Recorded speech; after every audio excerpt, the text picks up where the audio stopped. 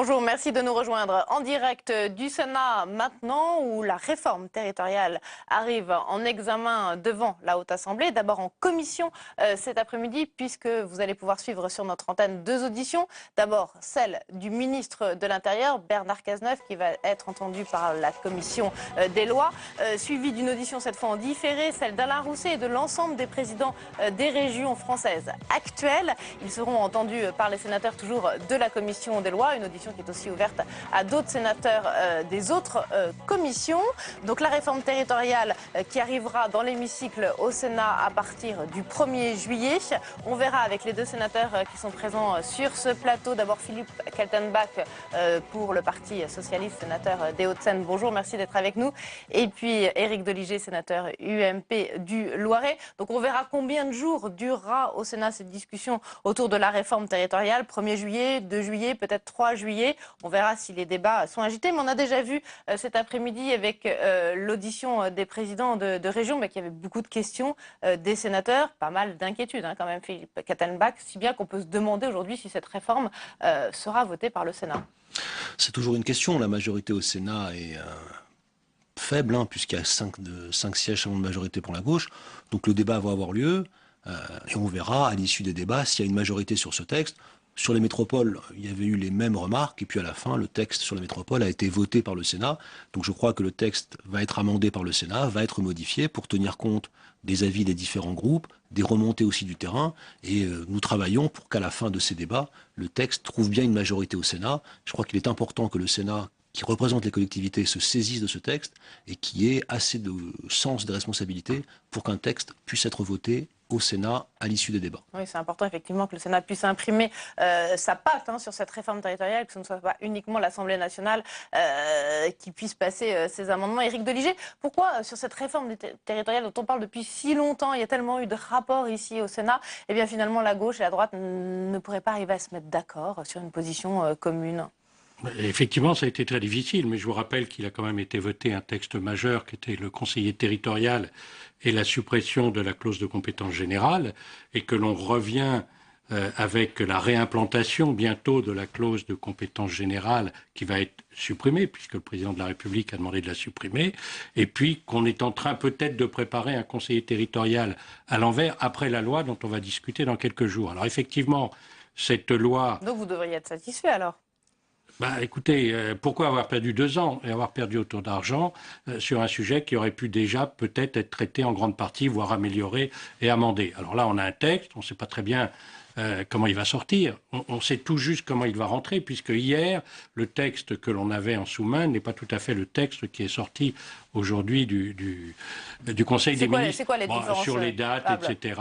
Et puis, il y a sur les dates des élections, du report des élections. Alors effectivement, il a été annoncé à l'issue du Conseil des ministres ce matin que les élections régionales et départementales seront normalement organisées en décembre 2015, ce qui semble un peu près normal, Éric Doligé, quand même. Oui, il faut un délai d'1 an, selon la jurisprudence du Conseil constitutionnel, entre la réforme et puis l'organisation de nouvelles élections. Je vous rappelle quand même qu'on a parlé de 2016, de 2015, de 2017, maintenant on est à fin 2015, donc c'est quand même une ambiance un peu particulière, donc qui va nécessiter quelques négociations autour d'amendements.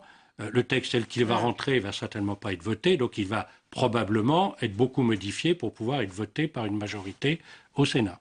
Alors, hier, lors de la réunion de votre groupe socialiste au Sénat, Philippe Kaltenbach, il y a les 3 ministres qui sont venus présenter cette réforme devant votre groupe. Bernard Cazeneuve, le ministre de l'Intérieur, mais également Marie-Lise Lebranchu et André Vallini pour la réforme territoriale. Leur audition devant votre groupe a duré très très longtemps. Donc ça veut dire qu'il y avait beaucoup de questions, beaucoup d'inquiétudes aussi chez les sénateurs socialistes. Je crois qu'il faut, pour clarifier le débat, il y a 2 textes qui vont être débattus, d'abord au Sénat puis à l'Assemblée. Un premier texte, et c'est le premier qui va être examiné le 1er juillet, concerne la carte des régions et le décalage des élections pour les élections cantonales et régionales. Et il y a un deuxième texte qui va venir, et un deuxième texte qui va arriver juste derrière, qui lui va traiter des compétences, puisqu'on va renforcer les compétences des régions. Voilà. Donc il y a 2 textes qui sont différents, un premier sur la carte et la date des élections, et un deuxième sur les compétences. Le débat au sein du groupe socialiste a principalement porté sur l'avenir des conseils départementaux, puisque c'est vrai qu'il y a quelques inquiétudes, notamment dans les départements ruraux, sur l'avenir de ce conseil départemental. Autant dans les métropoles, et moi je suis élu d'une grande métropole, l'Île-de-France et la région parisienne, Il n'y a pas vraiment de débat, tout le monde comprend qu'il faut évoluer, on crée les métropoles, qu'on supprime les départements, c'est une bonne chose. Mais dans les départements ruraux, c'est autre chose. Il y a ces craintes dans les départements ruraux, et je crois que le gouvernement est déjà a décalé la mise en application de la suppression des départements en 2020, mais que la porte reste ouverte à une évolution. Peut-être qu'il va y avoir dans chaque département un conseil regroupant des représentants des intercommunalités qui pourraient gérer les questions sociales. Je crois que sur ce sujet des départements, les choses ne sont pas encore complètement finalisées. Et dans tous les cas, et c'est la position du groupe socialiste, il faudra trouver une solution, une organisation, un cadre de décision et de concertation pour les discussions concernant les départements ruraux et les zones rurales. Parce qu'effectivement, il y a plusieurs questions qui se posent ici au Sénat, mais aussi à l'Assemblée nationale, j'imagine. C'est d'abord le découpage des régions, on va en parler en premier lieu. Puis après, effectivement, le transfert des compétences, et quid des départements, et quid aussi de l'organisation au niveau des intercommunalités. Alors déjà, si on prend la refonte des régions françaises, a priori, on partirait sur 12 à 14 régions. On a entendu Manuel Valls dire qu'un département ne pourra pas exercer son droit de sortie, si on peut dire, d'une région, mais qu'en revanche, il pourrait y avoir des glissements d'une région à une autre. Est-ce que ça vous va comme système, Éric Doligé? J'aurais aimé qu'effectivement, certains départements qui ne se reconnaissent pas dans leur future région puissent avoir un droit d'option. C'était d'ailleurs ce qui avait été dit il y a 15 jours à peu près, et puis ça a duré 24 heures. Oui, mais là, c'est la porte ouverte, finalement. Oui, non, mais enfin, c'était quand même une des options qui avait été prévue par le Premier ministre le soir et le lendemain matin. Là, c'est le grand bazar. Après, tous les départements vont vouloir changer de région. C'est peut-être le grand bazar. Le problème, c'est que je vous rappelle quand même qu'à l'origine, le Parti socialiste, qui est au pouvoir actuellement, avait toujours dit qu'il faut d'abord débattre des compétences avant de débattre de l'organisation. Et on reprend là. Il y a deux textes qui ont été. Non, mais on recommence, on débat de l'organisation. Deux textes ont été examinés ce matin au Conseil des ministres. Après les compétences, je rappelle aussi que le fondement, c'était quand même, et la Cour des comptes l'a rappelé ce matin, c'était comment faire des économies au niveau des collectivités.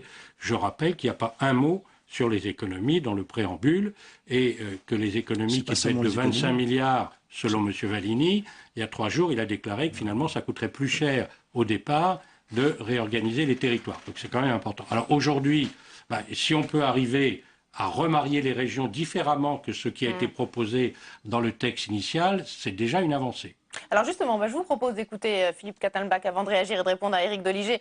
Didier Migaud, le président de la Cour des comptes, il s'exprimait justement sur cette réforme territoriale. Est-ce que ça va ou non permettre des économies? On écoute la réponse de Didier Migaud. Ce à quoi nous avons appelé, à travers nos rapports, c'est une clarification des compétences entre l'État et les collectivités territoriales, à partir de constats de doublons. Et là, c'est susceptible, effectivement, si ces doublons sont supprimés, d'entraîner des économies internes. Il faut aussi non seulement clarifier les compétences entre l'État et les collectivités territoriales, mais également clarifier les compétences entre les collectivités territoriales elles-mêmes. Et nous avons toujours prôné, en ce qui concerne la Cour des comptes, la fin de la clause de compétence générale. Voilà, alors fin de la clause de compétence générale, comme dit Didier Migaud, mais simplification, ça c'est aussi un des objectifs qui est affiché dans le préambule du projet de loi, affiché par le gouvernement. Est-ce que ça va vraiment être une grosse simplification, cette réforme des régions françaises? Je crois qu'il y a la volonté de faire des économies, c'est certain, mais il y a aussi la volonté de mieux organiser la gouvernance des territoires pour qu'ensuite les services rendus à la population soient de meilleure qualité, qu'on modernise le pays et qu'on accompagne le redressement du pays. Les régions... À quel terme? Les régions... Combien de temps ça va mettre pour se mettre en place? Il va falloir choisir une capitale pour chaque région? 2-3 ans pour que les choses se mettent en place progressivement. Ça ne se fait pas bien sûr du jour au lendemain. L'idée, c'est de renforcer la région comme étant vraiment l'acteur principal en matière de développement économique, en renforçant les compétences de la région pour aider, accompagner les entreprises, en matière d'aide aux entreprises, en matière de formation, en matière de transport, en matière d'aménagement. Donc la région va jouer demain un rôle beaucoup plus fort en matière de développement économique. C'est la volonté de ce texte et je crois qu'il est important qu'on puisse renforcer nos régions en France et en faire vraiment des locomotives pour renforcer notre économie et assurer une plus grande compétitivité. Justement, on n'a pas quand même tout le détail encore de ces transferts de compétences qui vont pouvoir renforcer les régions et en faire des véritables moteurs économiques. Un moteur économique, c'était aussi le terme employé ce matin par le gouvernement, mais sans ressources financières supplémentaires. Est-ce que ça, c'est possible, Éric Doligé? Écoutez, moi, je veux bien écouter tout ce que l'on raconte en ce moment. Bon, nous sommes des ruraux, enfin 80% de la France à peu près. dans le Loiret, mais enfin, 80% des départements sont ruraux, à part les 10 ou 12 qui ont une capitale, si j'ose dire, une vraie capitale, une métropole, et puis, bien sûr, la région parisienne et le bassin parisien. Mais tout le reste sont des ruraux.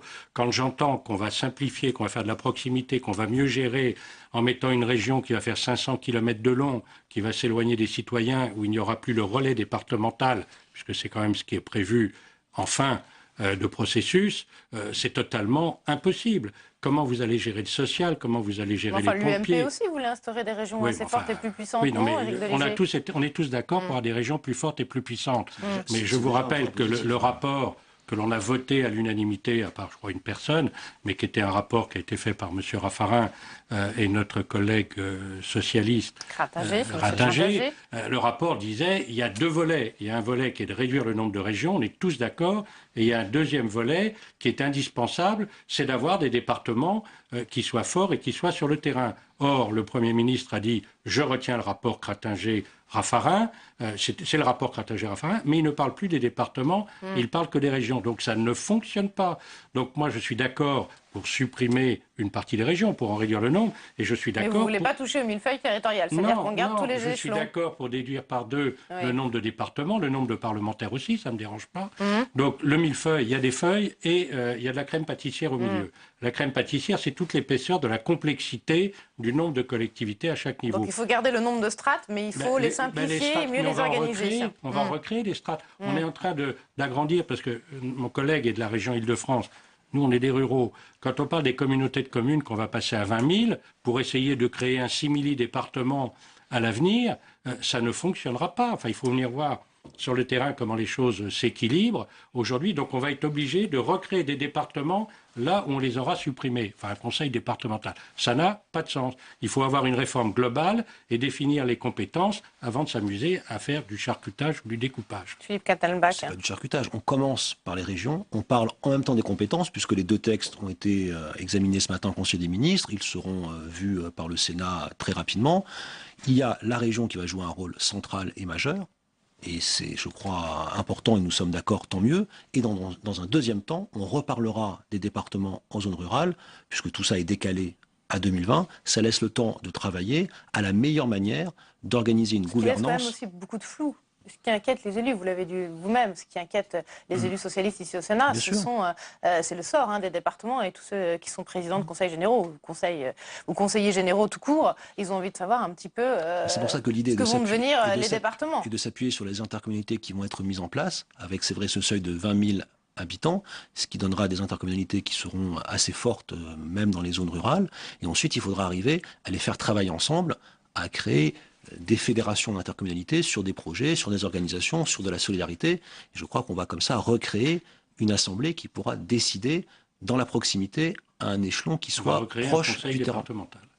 Voilà, on va recréer un conseil général. Bon, mais le problème, c'est pas les élus qui sont inquiets. C'est pas grave que les élus soient inquiets. Bon, ça change, ça tourne. Ce sont les Français. La problématique, ce sont les salariés, les fonctionnaires territoriaux. Il y en a quand même 290 000. On leur a dit, il n'y a pas longtemps, 2021, les départements vécus, on supprime vos employeurs, et puis on leur a dit, non, ça va être en 2015, puis en 2016, 2017, puis 2015. Ça ne change rien. Non, je crois que vous ne vivez pas. Moi, j'ai 2600 personnes qui travaillent au Conseil général du Loiret et 10 000 personnes qui dépendent au quotidien du travail du Conseil général. Et vous sentez une grande démobilisation ? Il se pose la question, aujourd'hui, quel est notre avenir? On nous trimballe de façon totalement anormale. Qu'il se pose des questions, c'est normal, mais je crois qu'il faut les rassurer. Par exemple, dans le texte qui va arriver, les collèges vont être transférés des départements aux régions. Comme ça donnera en plus à la région des facilités pour gérer à la fois les lycées et les collèges. Moi, je trouve ça assez cohérent et assez intelligent. Mais les personnels des conseils généraux qui travaillaient dans les collèges vont être transférés aux régions. Et la seule chose qui va changer pour eux, c'est leur fiche de paye. Ça ne sera plus la fiche de paye du Conseil général du Loiret, mais celle de la future région qui englobera l'actuelle région centre. Donc il n'y a pas de difficulté pour les personnels. Je crois que vouloir affoler les personnels, que pour le non, c'est personnel pas- bien territorial, sûr, tout ça soit un c'est peu c'est flou pour ça et que je cherche, anxiogène. c'est Oui. pour ça que je cherche à les rassurer. Il n'y aura pas de conséquences sur l'emploi, il n'y aura pas de conséquences sur les salaires, il n'y aura pas de conséquences sur la manière de travailler. Il y aura des transferts de services. Ça s'est déjà fait par le passé lorsqu'on a créé les intercommunalités. Ça s'est déjà fait lorsque l'État a décentralisé des services. Donc tout ça est connu et il n'y a pas d'inquiétude à avoir parce que tout va être organisé de manière Non, mais transparente et sans aucun risque pour les salariés. Oui, enfin, Donc, je comprends qu'ils soient inquiets, mais je profite de l'antenne pour les rassurer. Oui, mais moi je les rassure à toute la longueur de journée, puisque vous les inquiétez. Le Premier ministre les inquiète, je suis désolé. Il faut vivre avec eux et entendre ce qu'ils disent. Ils sont paniqués pour un certain nombre, surtout dans les services supports, c'est bien évident. Alors bien sûr, dans les collèges, celui qui travaille dans un collège, que son patron soit le département ou la région, ça changera pas grand-chose. ça changera quand même, parce que moi, la région, aujourd'hui, on a 57 collèges que l'on vit au quotidien avec nos conseillers généraux. Demain, ils auront 520 collèges dans la région, ce qui est un peu différent, avec beaucoup moins d'élus, ce qui pose des problèmes. Ce qui pose des problèmes, c'est sur les 2600, j'en ai 1000 dans les collèges et les routes, mais j'en ai 1600 qui sont des assistantes sociales, qui sont des médecins qui vont voir les personnes âgées, les personnes handicapées, etc. On n'a pas trouvé la solution. Alors on dit on va les mettre dans les communautés de communes. En plus, on a 2600 pompiers, des volontaires et des professionnels. On est en train de dire où c'est l'État qui va les reprendre. Ils ne vont pas disparaître. Mais Non, effectivement, il va falloir voir qui récupère mais ces pas disparaître. compétences-là. Il faut quand même l'organiser et rassurer. On a mis 20 ans à arriver à monter des opérations qui tiennent bien et avec des gens qui sont satisfaits de leur considération matérielle, qui en plus ont des revenus qui peuvent changer aussi parce que les règles ne seront pas les mêmes en fonction des employeurs. Vous devriez savoir que quand on va rapprocher deux employeurs, et d'ailleurs on l'a vu dans beaucoup de structures, c'est quand on rapproche deux employeurs, ça augmente les coûts forcément. Et que ça devrait rassurer les personnels, puisque non, mais, justement, dans un premier les temps, harmonisations à terme, on espère avoir des par le économies. haut, personne ne sera perdant. Je crois que dans ce que vous dites, ce qui est intéressant, c'est qu'aucun fonctionnaire territorial ne sera perdant. Philippe Katzenbach, il y a aussi une autre question qui se pose dans le transfert des compétences, c'est que maintenant, qui à terme va gérer les prestations sociales, je pense notamment au RSA, certains pointent du doigt l'idée d'une recentralisation, l'État qui reprendrait en charge, en main, toutes ces prestations sociales. Est-ce que là aussi, on va y voir un petit peu plus clair? Pour le moment, c'est en débat, et on a le temps, puisque tout ça est reporté à 2020. Donc il va y avoir une loi qui va être votée, qui va transférer des compétences des départements vers les régions, les collèges, les routes, donc ça va se régler rapidement. Et ensuite, pour les compétences sociales, elles vont continuer à être exercées par les départements. Je rappelle qu'il y aura bien des élections pour les conseils départementaux en décembre 2015. En même temps que les élections régionales. Tout à fait, il y aura bien des conseils départementaux qui vont être élus. Enfin, ça va être un climat un peu particulier. On va voter pour des élections départementales et sans savoir si à terme, dans 1, 2, 3, 4, 5 ans, ces départements seront supprimés, amendés. Déjà, les personnes vont être élues pour 5 ans. C'est quand même un mandat respectable. Ils auront à gérer toutes les politiques sociales. Et en effet, nous aurons à travailler, nous parlementaires, avec les élus locaux, pour préparer cette transition.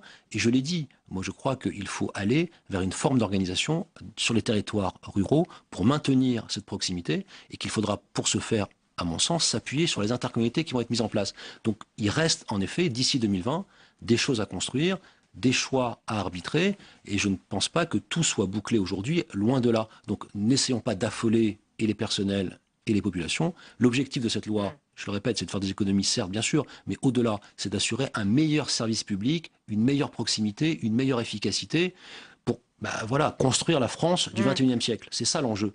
C'est pas de rester toujours à regarder le rétroviseur sur, c'est vrai, des choses qu'on a fait par le passé. Voilà, la carte de France doit évoluer, l'organisation doit évoluer, la gouvernance doit évoluer. C'est à nous maintenant, parlementaires, à faire les meilleures propositions en écoutant les élus locaux. C'est ce que fait d'ailleurs la commission des lois.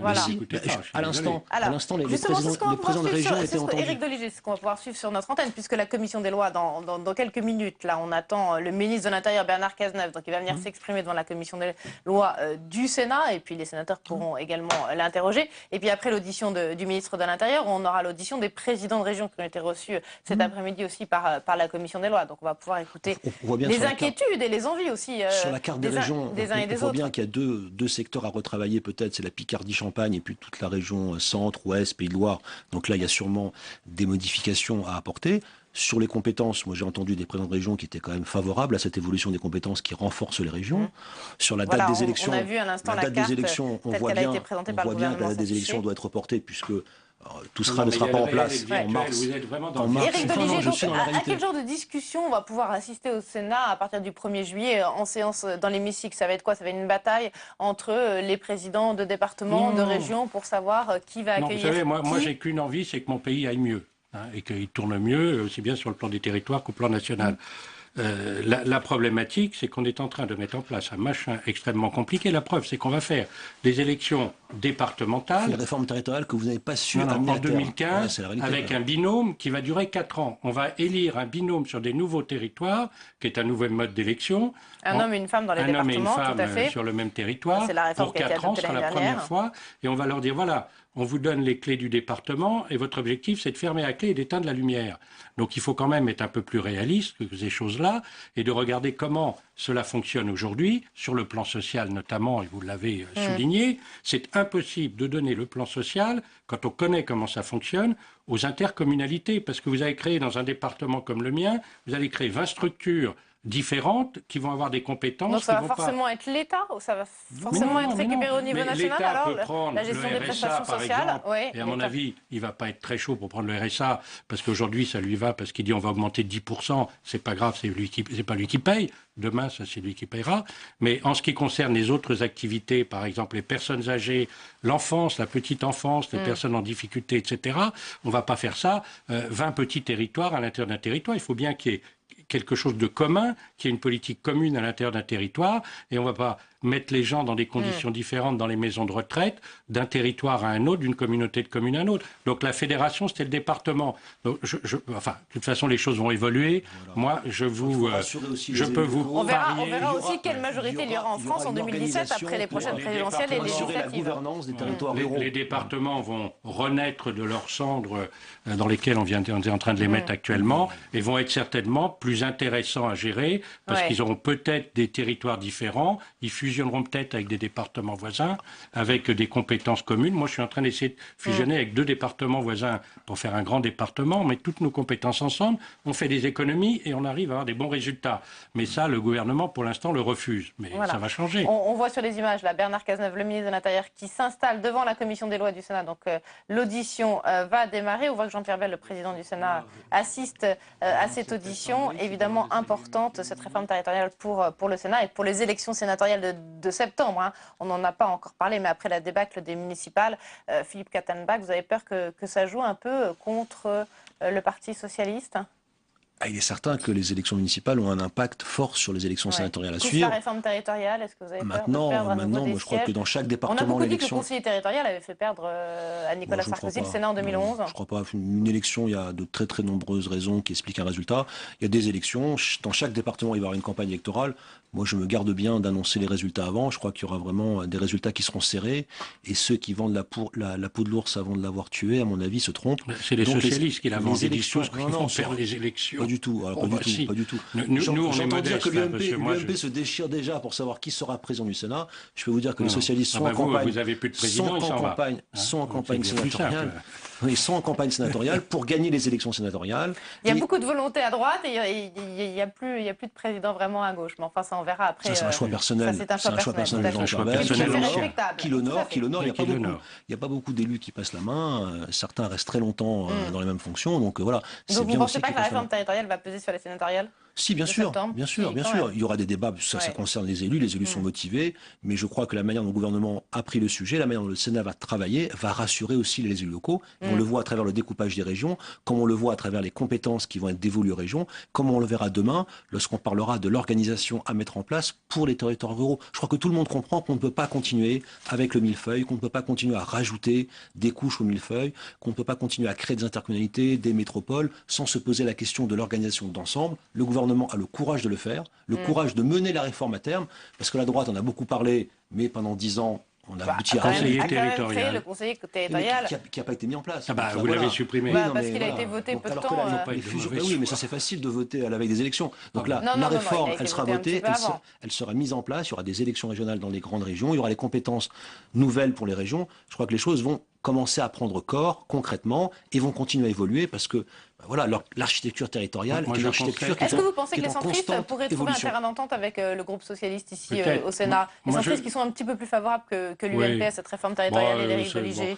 Moi, je constate sur le L'UMP terrain... est favorable aux grandes régions, M. Doligé. J'ai toujours été, moi. Le premier texte de loi ne concerne que le découpage des régions Oui, non, mais et la enfin, date des faut élections. toujours On va regarder ce laisser, qui on va se laisser cache. Éric Doligé Non, simplement, moi, s'exprimer. je constate sur le terrain, parce que je lis tout ce qui se passe, je vais à des réunions, je constate que sur le terrain, partout où il y a une vraie virulence contre le texte concernant les départements et les régions, c'est dans des territoires qui sont à gauche.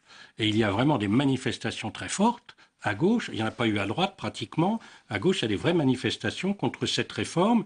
Et il n'y a pas longtemps, à Nevers, il y a tous les présidents de conseils généraux, le conseil départementaux ou généraux, on ne sait jamais comment ça s'appelle, qui se sont, oui, départementaux, mais généraux dans le texte, tel qu'il a été voté déjà d'ailleurs, qui se sont réunis à Nevers, les ruraux, et qui étaient fous furieux, et M. Valigny a été très mal reçu par la gauche. Et ils ne sont pas du tout d'accord avec le texte. Moi, j'ai toujours dit que j'étais d'accord pour moins de régions, moins de départements, et beaucoup plus d'équilibre, et pas la compétence générale. Donc, globalement, il y a des choses qui peuvent nous aller dans le texte. C'est pour ça, vous devriez pouvoir quand même trouver des terrains d'entente. Attendez, les terrains d'entente, bien évidemment. Et je pense que quand même les Français, les citoyens français, Éric Doligé, ont envie de cette simplification territoriale, non? Les citoyens français, si vous leur dites, vous avez un millefeuille, on enlève une feuille, ça va vous coûter beaucoup moins cher, est-ce que vous êtes d'accord? Ils disent oui, c'est normal. Enfin, tout le monde dit oui, moi aussi je dis oui. Mais le problème est de savoir si ça peut fonctionner comme ça et si c'est la meilleure méthode. Alors, la réforme, oui. Une réforme relativement rapide, oui. Poser la question, oui, l'avantage au moins, c'est que ça permet le débat et que ça permet d'avancer. Après, il ne faut pas faire n'importe quoi. Et il faut vraiment être en capacité de démontrer qu'on est capable de réduire les coûts. Ça, c'est important quand même de réduire. C'est ce que demande le citoyen aussi. La transparence, la clarification, les coûts, etc. Mais les coûts, c'est un élément essentiel. Or, aujourd'hui, il n'y a pas eu la démonstration sur les coûts et sur le reste, on est encore dans le flou tant que la loi ne sera pas votée.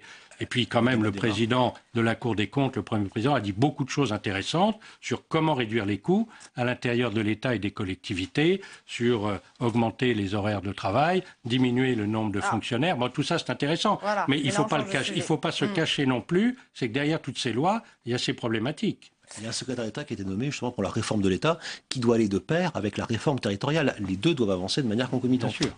Très bien, bah écoutez, merci à tous les deux. Ce que je vous propose, c'est qu'on rejoigne la salle Clémenceau du Sénat, où les débats autour des présidents de région, pour l'instant, se poursuivent. Le ministre de l'Intérieur, Bernard Cazeneuve, est dans la salle. Il écoute la fin des intervenants. Là, c'est Alain Bertrand qui est en train de s'exprimer. Vous le voyez sur cette image. On va écouter ce qu'il dit. Et puis, dans la suite de ces interventions, eh bien, on entendra le discours de Bernard Cazeneuve devant les sénateurs. Quel message il vient leur adresser. Et puis surtout, on écoutera attentivement les questions posées par la commission des lois du Sénat au ministre de l'Intérieur. Merci à tous les deux d'être venus sur notre plateau. Et donc, on suit cette audition de la commission des lois sur la réforme territoriale. J'ai rencontré M. le ministre Cazeneuve, M. le Premier ministre, pour dire qu'on n'était pas d'accord sur le découpage. De la même façon, je ne trouve pas que tirer argument du Pays basque espagnol, qui est une région autonome, pour le comparer avec nos régions françaises, soit une bonne façon de faire entre nous. Ensuite, ce que je voulais dire au président du Sénat, au rapporteur et au ministre, c'est que quand on prend cette carte avec un crayon gris d'enfant et qu'on la divise en deux, on peut y lire au sud, mathématiquement, 4 régions, 5, et au nord, 8,5 régions. Alors d'accord, c'est les compétences, on est tous d'accord. D'accord, ce qui compte, c'est d'avoir la taille critique, la bonne taille critique pour une région, pour faire de l'économie, de l'emploi et être efficace dans le cadre de la politique du président de la République, François Hollande, et du gouvernement. Mais on ne peut pas s'en tenir à des côtes mal taillées. La carte, il faut la parfaire absolument.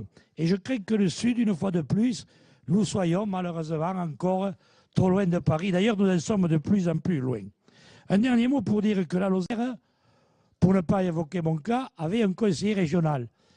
Sous la présidence de Jean-Pierre Rebel et la présidence de Jean-Pierre Sueur, on a fait une proposition de loi RDSE pour dire que le minimum, monsieur le ministre, pour un département, afin qu'il se représentait à la région, c'était 3 conseillers régionaux, ce qui permettait d'en avoir un de la majorité et 2 de l'opposition. Si je regarde le cas du département qui m'intéresse, il va y avoir 150 conseillers régionaux dans la région Midi-Pyrénées, Languedoc-Roussillon, et il y aura un conseiller régional pour la Lozère. C'est complètement inacceptable au titre des principes républicains et des principes de réalité. Ensuite, je crois que les présidents de région ont dit qu'ils souhaitaient quelques modifications de cartographie. Certains voulant se réunir davantage, d'autres préférant d'autres alliances. Eh bien, je crois qu'il nous appartient de faire une carte qui ne soit pas une carte pour décider vite, mais une carte pour décider bien. Voilà ce que je voulais vous dire, Monsieur le Président et Monsieur le Ministre. Merci Alain Bertrand. Enfin, on va finir avec la sagesse de Monsieur François Fortassin.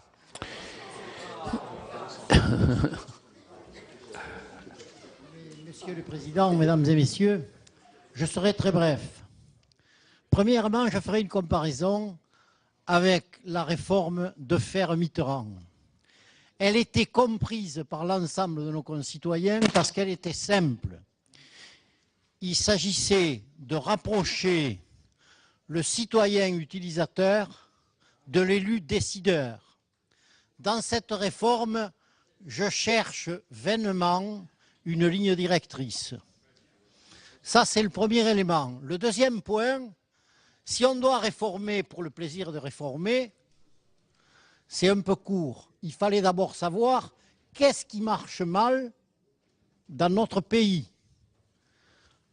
Soit que ce soit fait par le Conseil général, que ce soit fait par le Conseil régional, ou que ce soit fait par les communes ou les intercommunalités. Et ensuite, on établit une réforme. Là, j'ai le sentiment qu'on est dans une certaine précipitation. Cela dit, moi, je fais confiance à l'intelligence des hommes pour s'adapter. Et je ferai une comparaison. Il y a quelques 40 ans, tout ce qu'il y avait en France de démographes, de géographes, de politologues, de spécialistes de tous bords et de tous poils, ils nous disaient « les campagnes françaises, c'est fini, vous pourrez éventuellement freiner un déclin inexorable, mais vous allez vers une mort lente ». C'est tout le contraire qui s'est produit. Alors, j'ai le sentiment que peut-être on trouvera quelques parades tant qu'il y aura dans ce pays des élus. Mais n'oublions pas quand même que notre pays s'est forgé, s'il est si beau, grâce à un très grand nombre d'élus, même dans les petites communes, encore faudrait-il qu'ils puissent avoir le sentiment de servir à quelque chose désormais. Merci François Fortassin. Avec la grande indulgence de Monsieur le ministre Bernard Cazeneuve, je vais demander à nos présidents de région et d'abord au président Alain Rousset s'ils peuvent, de manière peut-être un peu cursive, apporter quelques réflexions.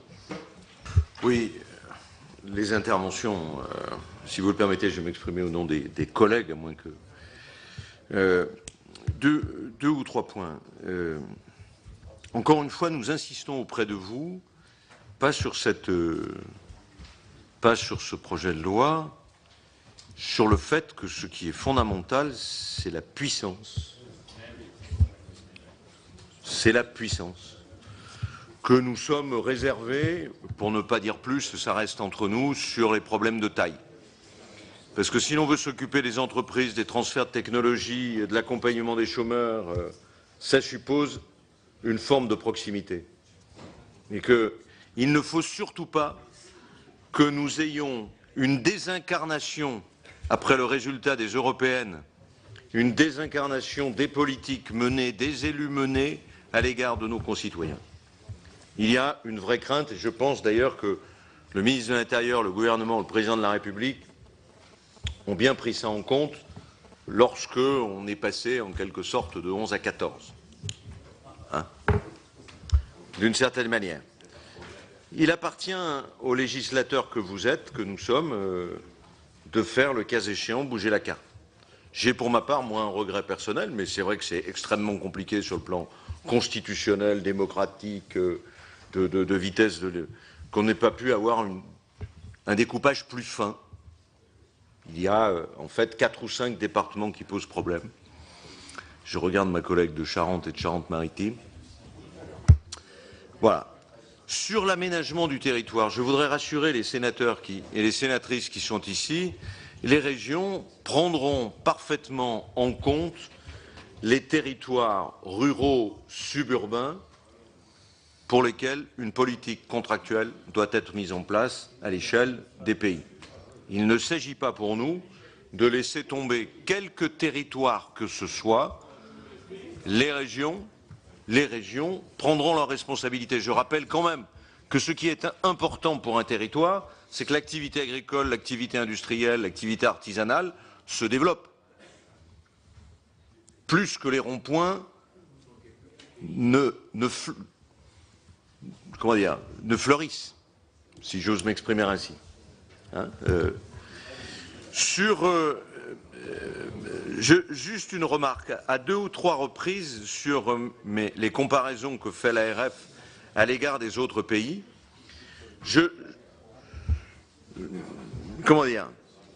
ne réinventons pas la roue, mes chers collègues. Il y a des expériences européennes, soyons modestes aussi, il y a des expériences européennes qui fonctionnent bien, en réussite scolaire, mieux que nous, et de loin, voir les rapports PISA, en santé, sauf que si les régions, les départements et les communes n'avaient pas été là pour faire bouger l'éducation nationale, pour apprendre les langues, pour accompagner les élèves dans la mobilité, pour régler le problème du logement des jeunes, rien ne se serait passé. Rien ne se serait passé. Hein? Là-dessus, pardon d'être un peu passionné, mais quand l'État nous a laissé, dans les années 80, les lycées, c'était dans un état déplorable. Aujourd'hui, dans tous les lycées professionnels de France, quelle que soit la sensibilité des exécutifs, les élèves travaillent avec le meilleur matériel.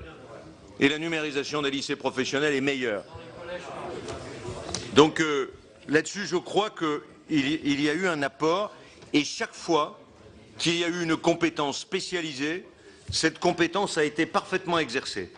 Chaque fois que nous avons des compétences dispersées, le temps de la décision publique et le coût de la décision publique est 8 fois plus élevé, et y compris par rapport à l'État. Et en saluant le ministre de l'Intérieur, je lui dis précisément la demande des régions de France, qui est qu'on règle qui est plutôt que le problème essentiel pour nous régions, c'est que l'État se départisse, nous transfère tous ces doublons, notamment dans le domaine économique, notamment dans le domaine de l'innovation, avec les régions. Or, il n'y a rien dans la deuxième loi, Monsieur le Ministre. Il n'y a rien. Le deuxième point qui est gravissime, je l'évoque devant le ministre et que je vous évoquais tout à l'heure. En gros, en innovation, les régions de France mettent 400 millions d'euros. Les Länder allemands mettent 9 milliards d'euros. Il ne faut pas s'étonner si nous n'arrivons pas à redresser l'industrie française. Hein? Si demain, sur le plan de la partie des compétences départementales qui seraient transférées à la région à travers le développement économique, et excusez-moi de parler du deuxième texte qui nous semble plus important que le premier, si les 2 milliards que mettent les départements ne sont pas transférés aux régions, c'est un drame pour les PME et l'emploi. C'est un drame pour les PME et l'emploi. Voilà. Je reviens d'un mot à mes comparaisons. Essayons, mes chers collègues, et je reprendrai les mots de notre collègue Van der Indong avec lequel on a beaucoup travaillé, et je le remercie. Et les régions de France remercient les sénateurs et les sénatrices du travail qui a été fait à diverses reprises, parce que c'est une petite révolution culturelle à un moment donné de se dire le bon niveau du développement économique, le bon niveau du décloisonnement entre la recherche, la formation et l'entreprise, c'est la région. On pouvait se poser la question, nous, présidents de région, comment le Sénat allait réagir à un renforcement des régions. Donc, félicitations et remerciements, mes chers collègues, mais regardons l'avenir, essayons d'unir les forces politiques et faisons en sorte aussi que les meilleures expériences européennes puissent être développée ici en France. On n'est pas attaché forcément à du conservatisme. Merci Alain Rousset. Je pense que les différents présidents de région se reconnaissent dans ce qui a été dit. Laurent Beauvais veut ajouter un mot? Oui, simplement sur le premier texte, la référence au seuil minimal d'un conseiller régional par département et la problématique de la ruralité. Et deuxième remarque que j'avais faite tout à l'heure sur le chef-lieu, entre guillemets, ce terme je le trouve un peu désuet, et la préoccupation d'aménagement du territoire en rapport avec les métropoles et leurs compétences. Voilà. Bien, merci. Est-ce qu'il n'y a pas d'autres précisions? Bon, écoutez, et il me reste, vous savez, mes chers collègues, Jean-Pierre Bel, que je remercie beaucoup d'être avec nous, et qui va prendre la parole immédiatement, me faisait remarquer que 66 sénateurs étaient venus à cette réunion. Il est rare qu'il y ait une telle audience pour une audition, c'est un peu redondant, au Sénat. C'est dire, Madame et Messieurs les présidents de région, combien nous avons été très intéressés par ce que vous avez dit et combien nous souhaitons continuer à travailler très étroitement avec vous.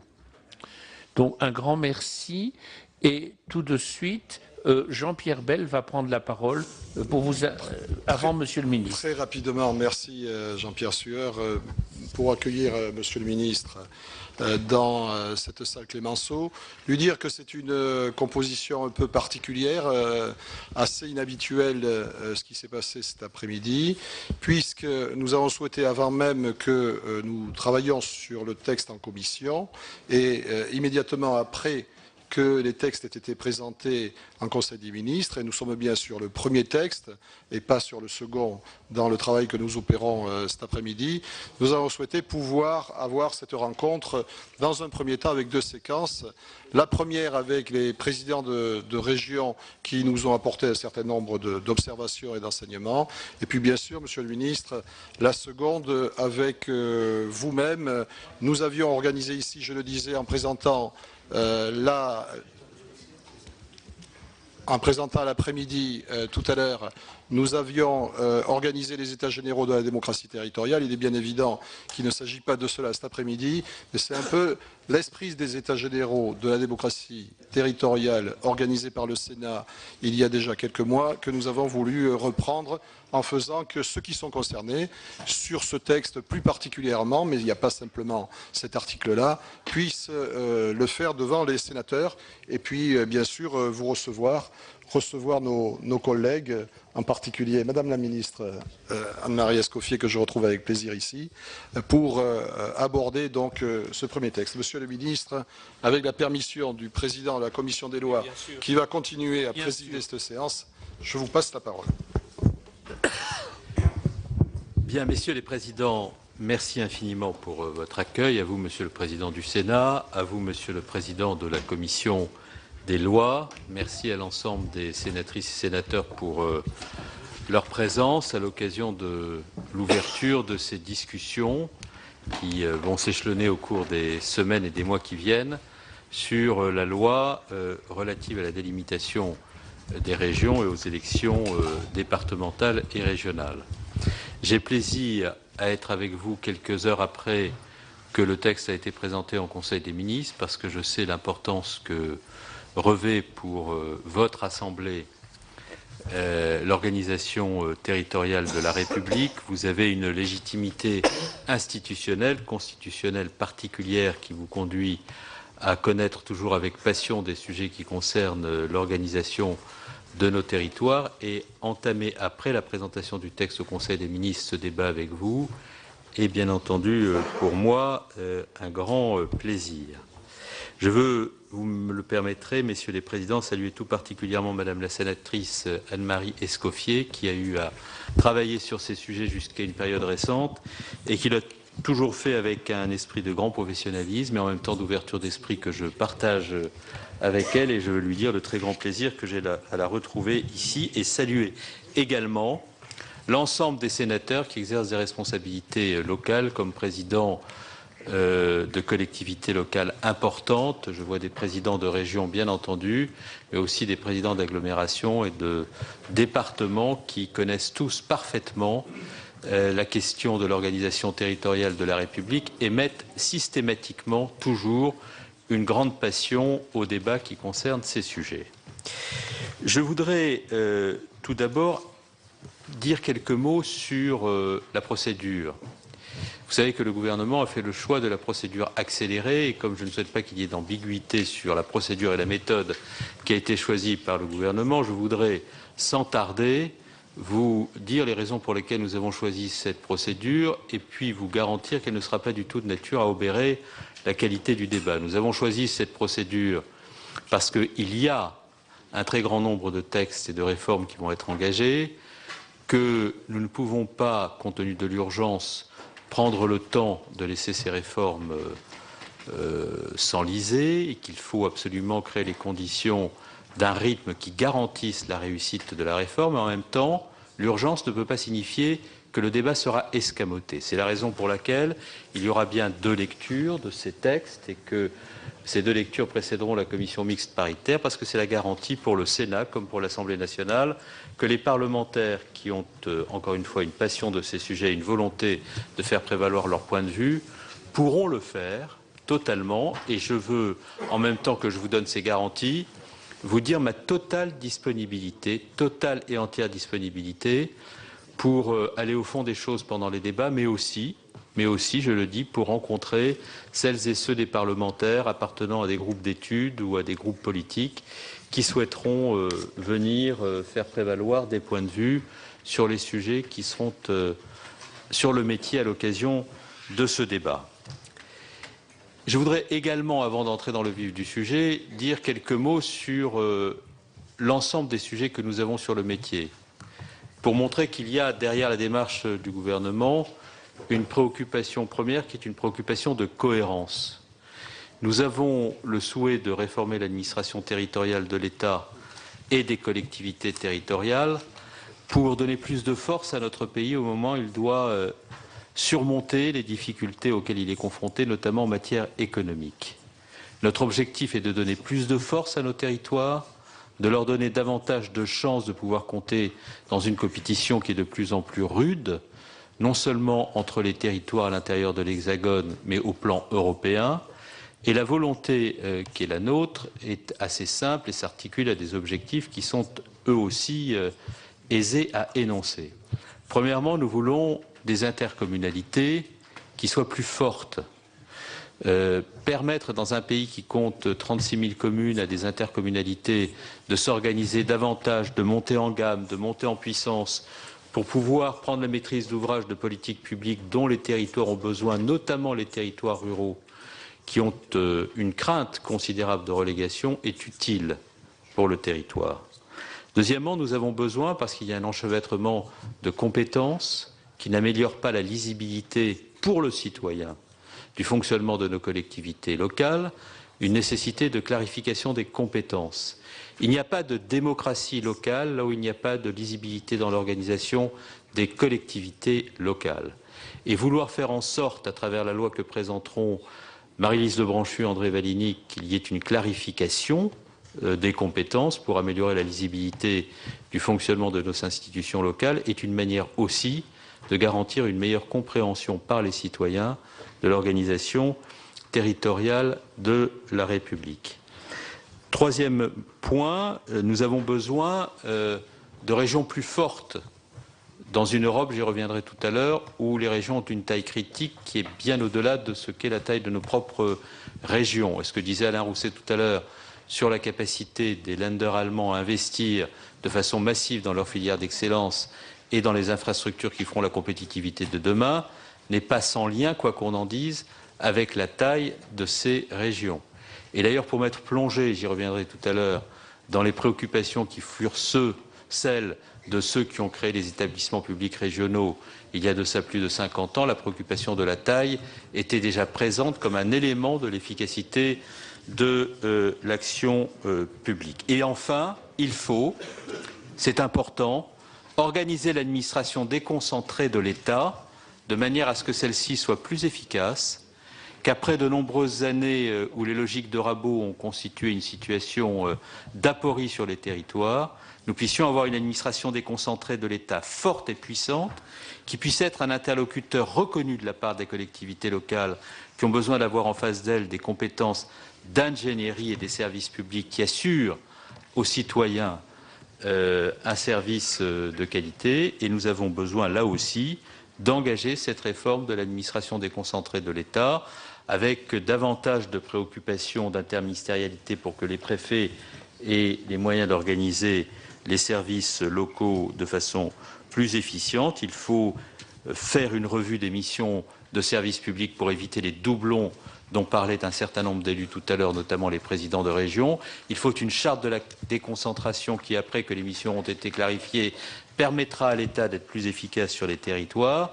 Il nous faut également créer les conditions, c'était votre préoccupation, monsieur le sénateur, d'un État qui puisse localement, avec davantage de souplesse, organiser ses services, mettre en place la fongibilité de ses budgets, sans que cela ne remette en cause à aucun moment les garanties auxquelles nous tenons et qui sont celles données à nos fonctionnaires qui remplissent des missions sur nos territoires. C'est parce que les enjeux sont ceux-ci, qu'ils sont globaux, qu'ils sont à l'origine d'une cohérence que nous souhaitons, que nous sommes convaincus au gouvernement, le président de la République l'a dit le 14 janvier, le Premier ministre l'a réaffirmé le 8 avril à l'occasion de son discours de politique générale, que nous sommes convaincus que c'est dans la mise en œuvre de cette cohérence que nous parviendrons à redresser nos territoires, que ces textes sont présentés devant vous, et c'est aussi parce qu'il y a urgence. Alors je voudrais quand même, à tous ceux qui légitimement s'interrogent, je les ai entendus à l'occasion de nos contacts préalables à cette réunion, car il y a dans cette salle beaucoup d'amis avec lesquels j'ai une relation de confiance et assez spontanée pour qu'ils me disent des choses sans précaution. Donc je connais la pensée de certains d'entre vous, sans connaître la pensée de chacun, car compte tenu de mes fonctions, cela pourrait sembler suspect. Mais quand même, nous avons eu l'occasion les uns et les autres de nous parler de temps à autre. Donc je sais qu'il y a parmi vous un certain nombre de sénateurs, élus de collectivités locales, qui considèrent qu'il est urgent d'attendre encore, de prendre le temps de la réflexion. Et je peux le comprendre. Je veux simplement rappeler que le 5 mars 2009, lorsque Édouard Balladur a remis son rapport au président de la République de l'époque, après que le président de la République de l'époque lui avait demandé d'engager une réflexion sur les évolutions institutionnelles dont notre pays avait besoin, son rapport s'intitulait « Il est temps de décider ». C'était il y a 5 ans. Et 5 ans après, même s'il faut avoir l'honnêteté en toute chose de reconnaître, et notamment sur ces matières, que des choses ont été engagées, la réorganisation de nos collectivités locales, avec l'ambition qui doit s'attacher précisément aux urgences, n'a pas encore été mise sur le métier, n'a pas encore eu lieu. Et lorsque Jean-Pierre Raffarin et le sénateur Cratinger ont engagé une réflexion dans le cadre de la mission sur l'avenir de l'organisation territoriale de la République, ils ont eux aussi proposé des évolutions, proposé une réduction du nombre de régions bien plus ambitieuse finalement que celle que nous proposons aujourd'hui, puisqu'ils proposaient de créer 10 régions, mais nous sommes dans une situation où ces préconisations n'ont pas encore été mises en œuvre. Donc ce que nous souhaitons, c'est ne pas attendre davantage, c'est prendre le risque d'essayer, c'est de faire des propositions qui ne sont pas un solde de tout compte, parce que dans cette Assemblée, les propositions ne sont jamais un solde de tout compte.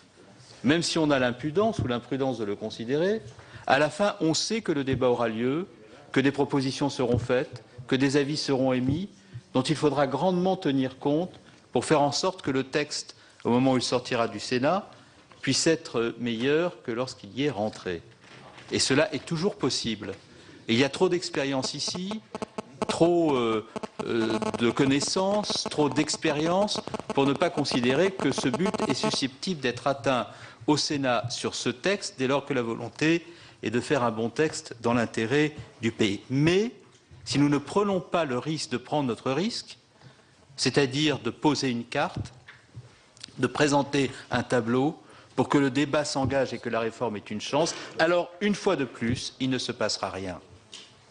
Et le gouvernement a donc pris le risque de prendre son risque pour donner une chance à la réforme Il le fait avec la volonté de l'écoute, il le fait avec la volonté d'être le plus près de vous pour faire en sorte que cette loi, parce que c'est l'intérêt du débat parlementaire, monte en gamme, et avec la volonté d'aboutir.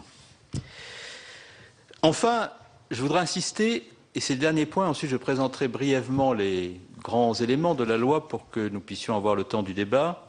Je voudrais insister sur le fait que avoir de grandes régions, lorsque depuis des années des présidents de région de façon excellente, il y a ici François Patriat, il y avait d'autres présidents de région tout à l'heure, ont fait un travail considérable pour que l'économie soit davantage accompagnée. Et quand je parle de l'économie, je parle des filières d'excellence, je parle de l'organisation de la relation entre les centres de recherche, l'université, les centres de transfert de technologie, nos filières industrielles d'excellence. Je pense aux investissements dans lesquels les régions se sont engagées de façon massive avec des résultats significatifs sur l'emploi dans le domaine de l'investissement numérique, dans le domaine des transports de demain, dans le domaine des énergies de demain et des énergies renouvelables. Ces investissements-là ont permis à notre pays d'avoir de la croissance, de porter haut les couleurs d'un certain nombre de nos filières remarquables au plan européen. Et l'idée, c'est de faire en sorte, à travers ces regroupements de régions, que nous puissions faire en sorte qu'il y ait de la mutualisation entre certains nombres de services qui relèvent du fonctionnement ou du back-office des régions pour dégager des marges de manœuvre afin d'investir davantage, cela est possible. Et deuxièmement, c'est de faire en sorte que nous puissions atteindre la taille critique qui permette, au moment où la révolution numérique a fait son œuvre, où les transports de demain et la grande vitesse a introduit une autre forme de relation entre les territoires, de faire en sorte que nous puissions être davantage armés pour faire face à cette urgence. Je dois d'ailleurs vous dire, pour avoir un peu regardé l'histoire de notre République au cours des dernières décennies, que cette préoccupation a été systématiquement celle de ceux qui ont pris le risque de la réforme. Je voudrais juste vous lire une déclaration du général de Gaulle, qui, lorsqu'il a créé les établissements publics régionaux, avait la préoccupation de la taille et du juste périmètre. Voilà ce que le général de Gaulle écrit dans les Mémoires d'espoir. Les collectivités étaient à la naissance de la Ve République, tout juste telles qu'elles furent créées à la mort de l'Ancien Régime. C'est-à-dire bien trop petites pour la vie moderne, où l'économie domine tout avec ses exigences d'aménagement et d'équipement étendus et planifiés.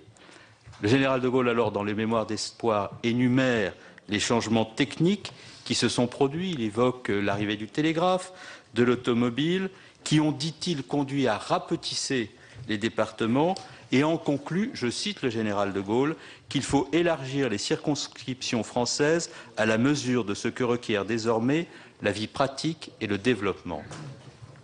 Donc les réflexions qui sont les nôtres aujourd'hui, lorsque nous présentons cette modernisation, et le gaulliste que vous êtes ne devrait pas être peiné de ce que je viens de lire, voilà un texte, et la date est totalement un hasard, à chacun selon sa taille, en toute matière. Il y a là des pistes, des réflexions qui montrent finalement que nous sommes dans une permanence de préoccupation. Alors comment sont les actes que nous posons? Quel est le contenu du texte de loi pour faire en sorte qu'entre l'ambition de la modernité, de l'efficacité, de l'investissement, de la modernisation économique, nous puissions atteindre le but? Comment le faire? D'abord, il y a effectivement à l'article 1 qui finalement propose une carte régionale. Il s'agit à partir de 15 régions existantes de n'en faire que 6 en procédant à des regroupements sur lesquels je ne reviens pas, que je ne décrirai pas, parce que vous les connaissez fort bien, les avez déjà abondamment commentés. D'autres régions, au nombre de 8, resteront telles qu'en elles-mêmes, parce qu'elles ont déjà une taille critique. Cette évolution à laquelle nous procédons, qui nous conduit à privilégier la taille plutôt que le nombre, les enjeux économiques plutôt que toute autre considération, nous met dans la moyenne des régions européennes, des pays les plus performants. Je veux la donner quelques chiffres, et je n'en donnerai pas trop. Les Länder allemands ont une taille moyenne de 5,3, enfin un nombre d'habitants de 5,3 millions d'habitants. Nous serons à 4,3 millions, là où il y a actuellement, avec 22 régions, 2,6 millions d'habitants en moyenne. L'Italie est à 4,1 millions d'habitants, là où la moyenne, si l'on intègre les régions à statut exceptionnel, est à peine au-dessous de 4. Donc nous sommes vraiment dans la moyenne européenne. Je veux donner un autre chiffre qui montre qu'en procédant à ce regroupement, nous créons les conditions d'une moindre disparité entre les régions de France. Quand on prend aujourd'hui la plus petite région de France, à l'exception de l'Île-de-France et la plus grande, on est dans un rapport de 1 à 9.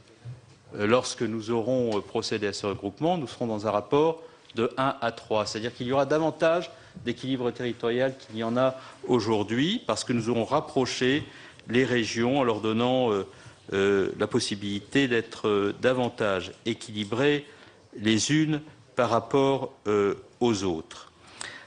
Enfin, je voudrais, par-delà ce regroupement, et compte tenu des questions qu'il peut poser, quelle que soit la carte que nous aurions présentée, elle aurait fait débat. C'est la raison pour laquelle il fallait bien en présenter une. Et penser qu'il puisse y avoir une carte dans cette salle qui fasse l'unanimité, compte tenu de l'histoire de chacun, de l'histoire de chaque région, du fait aussi qu'il puisse y avoir derrière des cartes des espérances, ça n'est jamais exclu en politique, et ça n'est pas forcément inhumain et désagréable que de le vivre, et par conséquent désagréable que de le dire, ça peut exister. Il n'y avait pas de carte dont nous étions garantis qu'à l'Assemblée nationale et au Sénat, elle susciterait spontanément, immédiatement, amicalement l'adhésion. Il faut toujours, encore une fois, prendre le risque de présenter une carte et de la soumettre au débat, d'autant plus que le pouvoir d'amendement est là pour faire en sorte que la carte soit plus pertinente si vous avez des solutions qui permettent d'atteindre le but. Mais derrière la carte, je comprends que les questions peuvent se poser. Il y a des éléments d'histoire, il y a des éléments d'identité, il y a des attachements, il y a des coopérations qui se sont nouées. Et décider de modifier ces frontières peut bien entendu légitimement poser des interrogations, peut susciter des craintes. Et ces interrogations et ces craintes ne sont pas, elles non plus, illégitimes. Et il est tout à fait logique que ces interrogations et ces craintes s'expriment. Je pense à un certain nombre de régions. Le président Richard était là tout à l'heure. Il m'a fait part de son sentiment avec le maire, sénateur-maire de Strasbourg sur l'Alsace. Et l'Alsace a une identité, elle est prête à la dépasser.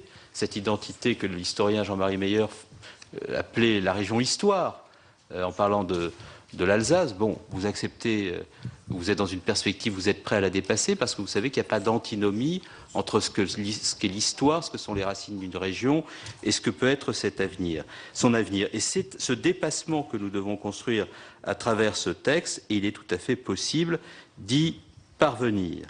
En sachant que pour y parvenir, et c'est le souhait du gouvernement, et je le dis dès à présent au moment où j'invoque le découpage, les interrogations qu'il peut susciter, et au moment où je suis conscient du pouvoir d'amendement du Sénat, le gouvernement a souhaité poser des principes, et qui sont des principes qui sont comme autant d'éléments de débat. Nous ne souhaitons pas que la modification de la carte finisse par aboutir à la fin du débat à autant, voire plus de régions qu'il y en avait au moment où nous sommes rentrés au Sénat. Sinon, ça veut dire qu'il n'y a plus de réforme.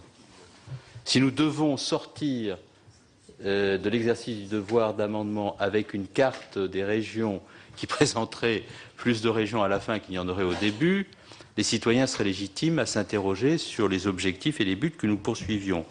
Et puis par ailleurs, pour ne pas créer de confusion, pour ne pas créer un débat sans fin, le gouvernement ne souhaite pas non plus que l'on puisse détacher des régions, des départements des régions existantes pour faire en sorte qu'il y ait à la fin une carte qui garde cette force et sa cohésion. Voilà pour l'article 1. L'article 2 crée un périmètre sur la question, un périmètre de réflexion et un périmètre de droit sur la question du chef-lieu. Nous savons très bien que le chef-lieu est du domaine réglementaire. Notre objectif est de faire en sorte aussi que les territoires puissent, sur cette question-là, se saisir de la question de la capitale et la traiter démocratiquement entre eux. C'est la raison pour laquelle, 3 mois après la publication du texte, la possibilité sera donnée d'engager le débat dans les territoires. Si le débat aboutit à la désignation d'une capitale, le gouvernement la constatera par décret. Si la capitale ne va pas de soi, nous la proposerons, c'est-à-dire que nous proposerons plutôt le chef-lieu où se réunira pour la première fois l'Assemblée régionale. Il appartiendra à ce moment-là à l'Assemblée régionale de confirmer ou non le choix que nous avons fait par la voie réglementaire. Nous avons décidé de limiter à 150 le nombre de conseillers régionaux par région, ce qui représente sur un volume global de 1546 conseillers régionaux une diminution du nombre de conseillers régionaux de 146 ou 147, c'est-à-dire d'à peine 9%, ce qui est très peu compte tenu du nombre d'élus que nous avons en France. Mais bien entendu, ce sujet est un sujet qui est là aussi dans le débat. Et pour répondre à la préoccupation d'un certain nombre de sénateurs qui sont exprimés, notamment monsieur le sénateur de la Lozère tout à l'heure, nous avons souhaité que chaque section départementale d'une région puisse avoir des représentants au conseil régional. Je sais, pour avoir rencontré un certain nombre d'entre vous, que le nombre de conseillers régionaux représentant ces départements petits de grandes régions peut susciter des interrogations et notamment peut alimenter des craintes de décrochage ou de relégation. Ces éléments-là auront également à être abordés dans le cadre du débat parlementaire qui est bien là pour permettre à l'ensemble des sénateurs comme des députés d'aborder ces questions. Je voudrais également vous indiquer que dans l'article 12, il est prévu de modifier le calendrier électoral. Vous savez que la loi de mai 2013 prévoyait une concomitance entre les élections régionales et les élections départementales. Nous ouvrons de nouvelles perspectives en refondant la carte des régions. Nous ouvrons de nouvelles perspectives en engageant une clarification des compétences. Dès lors que nous souhaitons que les deux élections aient lieu au même moment et que ce chantier est ouvert, nous proposons le report des élections régionales et départementales à la fin de l'année 2015, de telle sorte à ce qu'entre le vote et la promulgation de la loi et les élections, il y ait suffisamment de temps pour que les citoyens puissent s'approprier la nouvelle configuration territoriale résultant de nos débats parlementaires. Il est également prévu dans ce texte la fin du mandat des conseillers départementaux en 2020 et le remplacement des conseillers départementaux élus à partir du scrutin binominal, de manière à ce que l'on ne soit pas obligé de faire démissionner la totalité du binôme lorsque l'un des élus est empêché et qu'il soit possible de procéder à son remplacement dans des conditions conformément à la décision du Conseil constitutionnel du 16 mai 2013 qui soit plus facile à mettre en œuvre que ce qui était prévu initialement. Enfin, il y a des dispositions concernant la métropole lyonnaise que chacun connaît. La métropole lyonnaise a vocation à se substituer au département du Rhône pour le périmètre de son territoire d'intervention. Les conseillers généraux départementaux de la métropole lyonnaise verront de par la loi leurs fonctions cesser au 1er décembre 2015. Voilà ce que contient ce texte de loi. Voilà les orientations qu'il propose, voilà la philosophie qu'il inspire. Si l'on essaie, je conclus par cela très vite, si l'on essaie de replacer ce texte dans la continuité ou dans la perspective des textes portant organisation de nos collectivités territoriales et qui ont pu voir le jour depuis le début de la Troisième République. La Troisième République a mis en place la liberté des communes parce qu'elle considérait notamment qu'en milieu rural, il était important que la démocratie fût confortée. Ce fut une grande réforme qui a, pendant des décennies et jusqu'à nos jours, contribué à faire vivre une démocratie locale extraordinairement riche et dense sur le territoire de notre pays. Les élus et acteurs issus de la résistance ont considéré qu'il était important, après que la France avait été détruite, de créer les conditions d'un aménagement du territoire qui donne à chaque partie du territoire national sa chance. La décentralisation portée par Gaston Defferre et François Mitterrand a donné par plus de champs accordés à l'administration, à la libre administration des collectivités territoriales, aux élus, les moyens de peser sur l'avenir de leur territoire et de s'engager résolument pour que ceci se développe.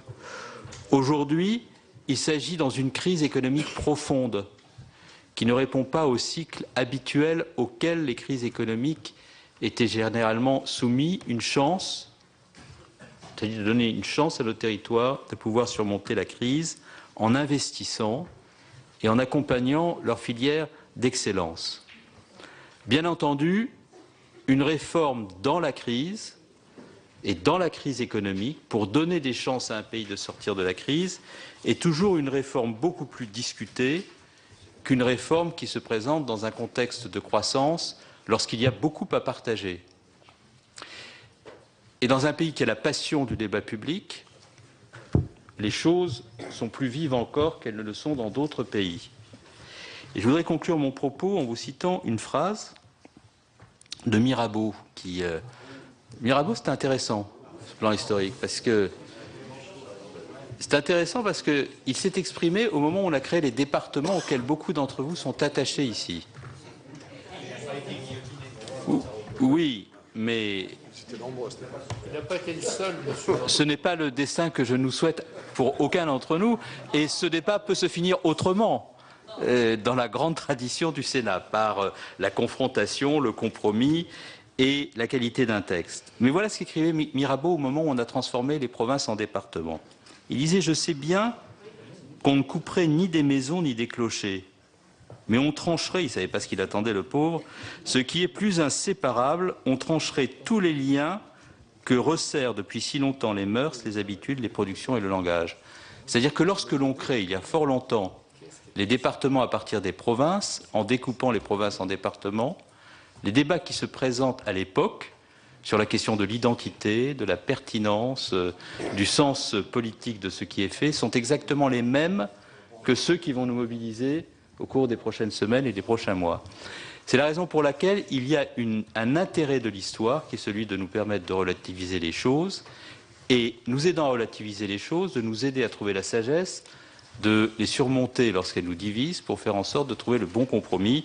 Je suis convaincu qu'ici, au Sénat, cela est possible et vous pouvez compter sur mon entière disponibilité, encore une fois, pour y contribuer. Bien, merci Monsieur le Ministre. Comme nous sommes en plus enregistrés, télévisés, je précise naturellement que Mirabeau n'a pas été guillotiné. Il est mort dans son lit. Bien. À quel âge, Monsieur Van Dieren, donc? Ah oui. Bon. Bien, alors, conjointement avec Jean-Pierre Bel, président du Sénat, je remercie Monsieur le ministre Bernard Cazeneuve, qui a fait preuve, une fois encore, nous le voyons tous les jours en ce moment, avant-hier, hier, aujourd'hui, sans doute demain, après-demain, de son sens de la pédagogie et de ce calme impressionnant qu'il déploie en toute occasion, qui est une bonne réponse par rapport à toujours les tentations qui existent parfois de perdre le calme. Je n'ai jamais vu qu'il le perdit. Mes chers collègues, nous allons donner la parole au rapporteur, Monsieur Delebarre.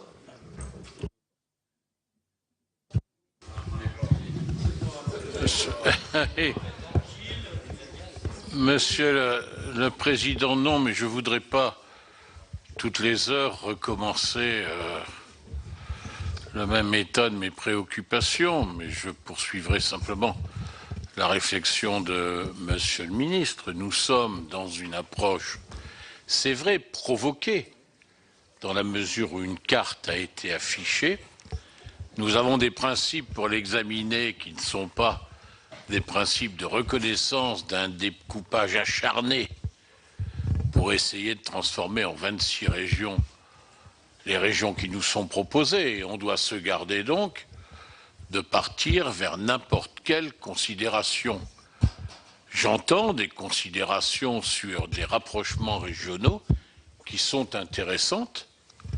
Par ailleurs, certains voudraient peut-être qu'on solutionne des problèmes qui n'ont jamais été réglés, et qui ne le seront pas non plus d'ailleurs, à l'occasion de ce débat.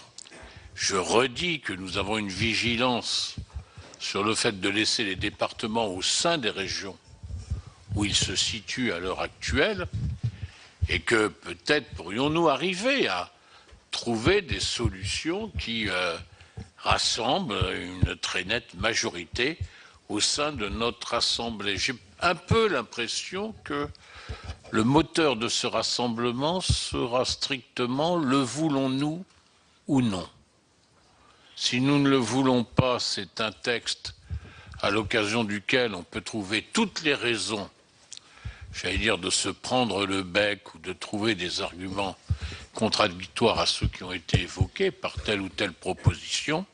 Si nous le voulons, le Sénat franchirait, je crois, une étape très importante dans l'édification du contexte de nos relations entre les collectivités locales. C'est vraiment un choix devant lequel va se retrouver le Sénat, sachant que, n'oublions pas que nous allons ainsi dessiner le cadre des compétences qui seront abordées dans la foulée, et que si tout le monde est prêt à parler des compétences, beaucoup ont dit qu'il vaut mieux parler des compétences avant d'avoir le découpage. Je crains simplement que ce soit un peu la volonté de ne pas s'affronter au problème qui est peut-être a priori le plus compliqué, mais qui sera, je crois, celui qui sera le plus moteur pour la construction de l'avenir. Merci, Monsieur Delebarre. Je vais demander qui s'inscrit. J'ai déjà l'inscription de Monsieur Sido, Monsieur Richard, Monsieur Grosdidier, Monsieur Buffet,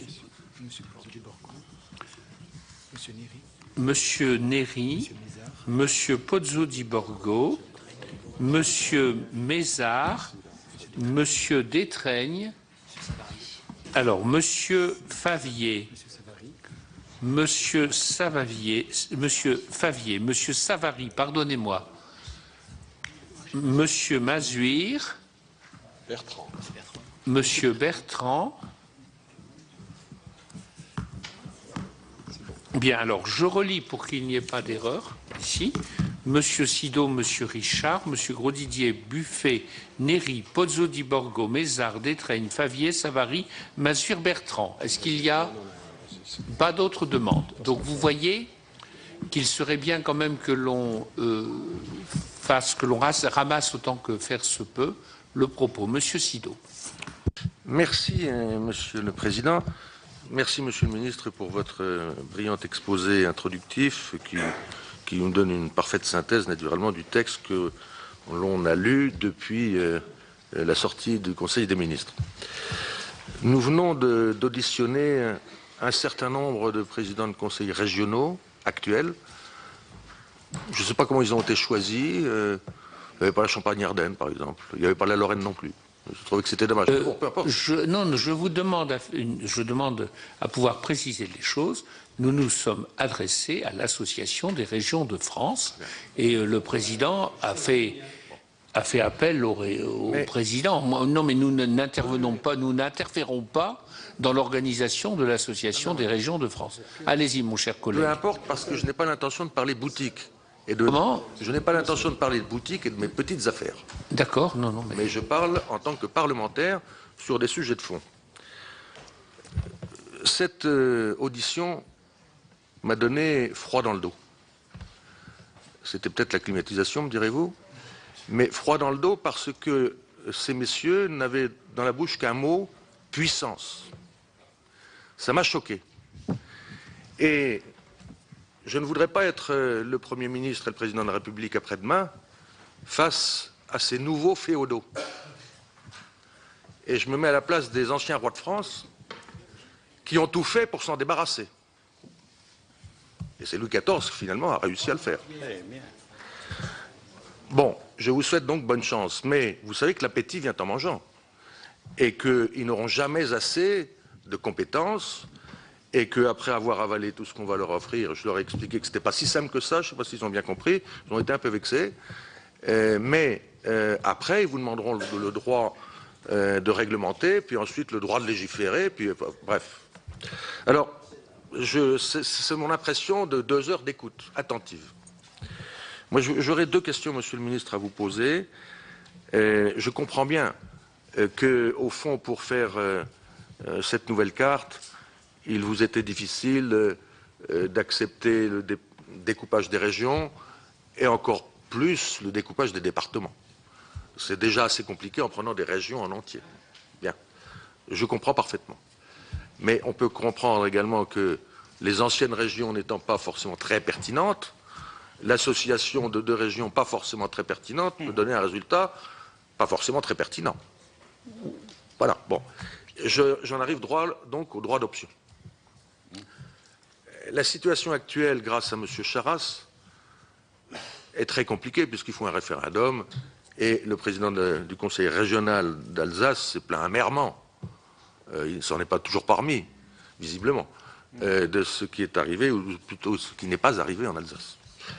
Je pense qu'il faudra quand même y réfléchir et je me pose la question si le gouvernement ne pourrait pas éventuellement déposer un amendement, ou le faire déposer, s'il ne veut pas le faire, sur lui-même, sur la suppression du référendum.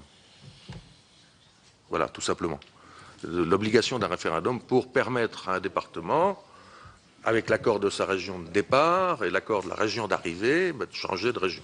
Je pense que ce serait une bonne chose et que vous soulèveriez, vous régleriez bien des questions, bien des réticences au moment de la discussion de cette loi, à mon avis.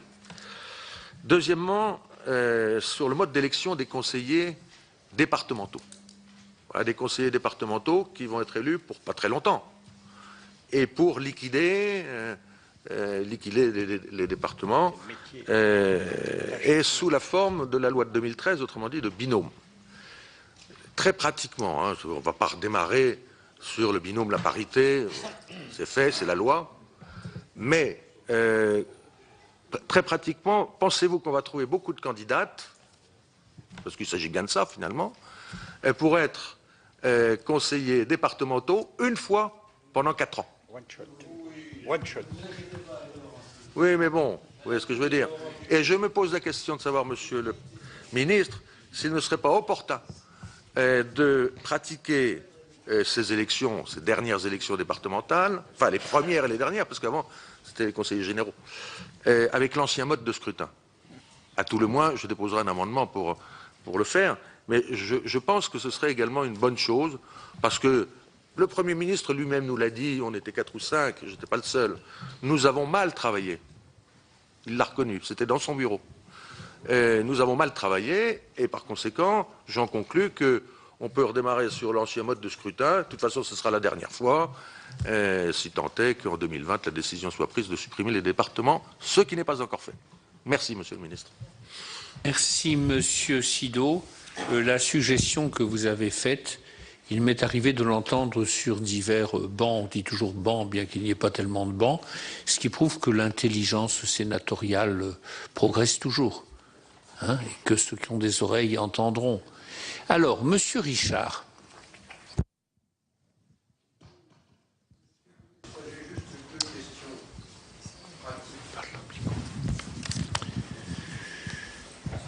La première concerne le tableau du nombre de conseillers régionaux qui est annexé au projet de loi et qui donc figurerait au code électoral s'il est adopté, qui aboutit, à la différence du tableau actuellement en vigueur, à une grande disparité de représentation des conseillers régionaux suivant les régions.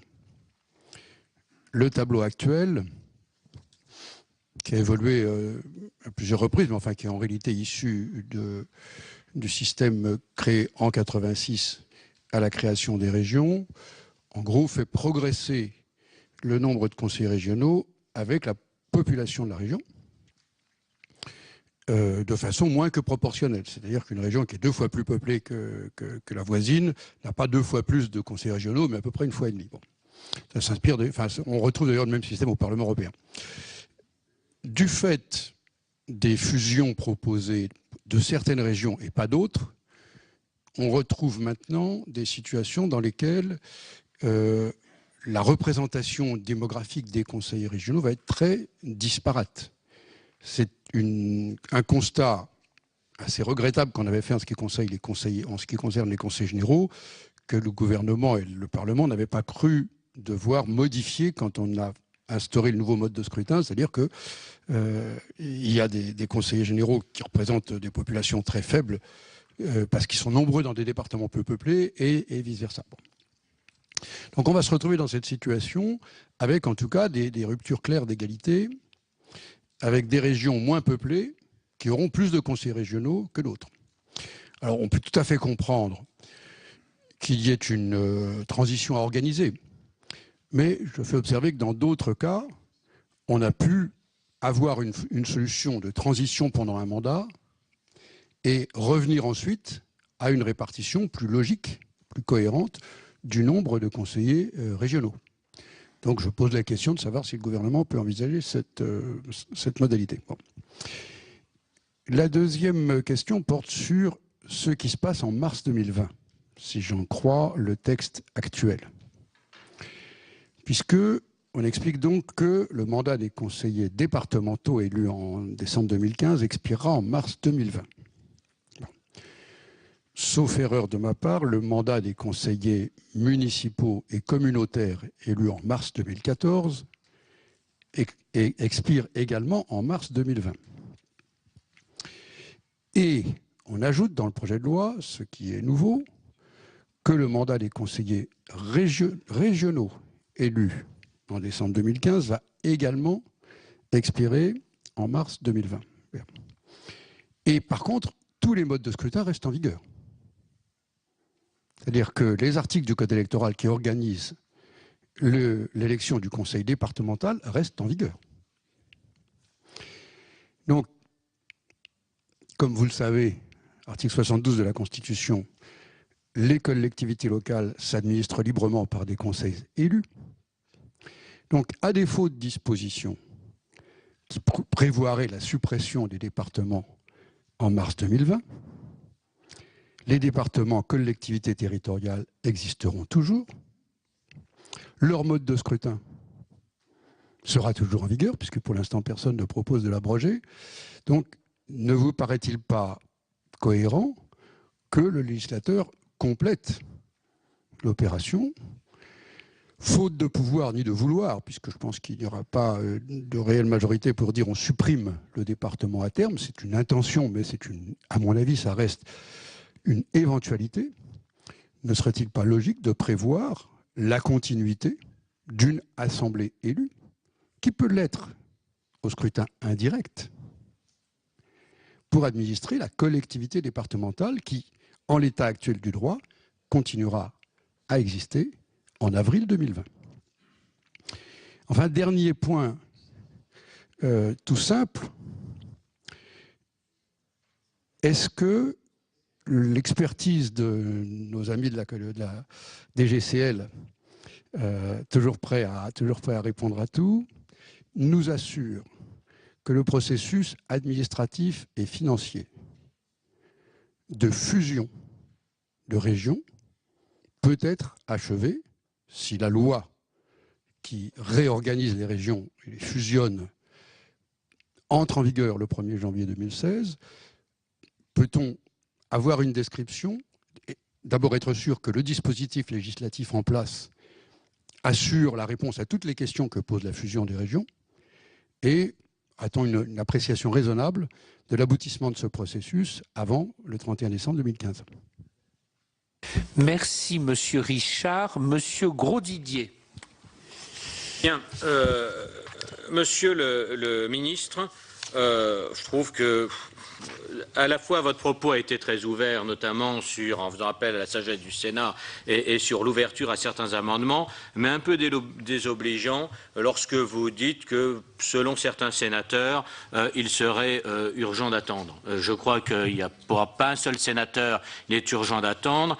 Et si effectivement, Édouard Balladur déjà qu'il était temps de décider, vous avez omis la réforme territoriale qui a créé le conseiller territorial, qui rapprochait départements et régions, qui a été condamné par votre propre opposition, l'opposition devenue majorité, qui a tenu d'abord à rétablir la clause de compétences générales et aujourd'hui vous nous parlez de nécessité de spécialisation, on vous l'avait dit, vous avez supprimé le conseiller territorial, rétabli la plénitude des effectifs des conseils généraux et des conseils régionaux. Maintenant vous nous expliquez qu'il faut réduire le nombre d'élus et on risque d'avoir certains départements qui n'auront qu'un seul conseiller régional, on ne sait pas qui ira assister au conseil d'administration des lycées et des collèges, mais enfin vous avez commencé par supprimer cette réforme et il aurait été beaucoup plus judicieux pour le département, pour le gouvernement, de la conforter. Il y avait un désaccord de fond sur le mode de scrutin.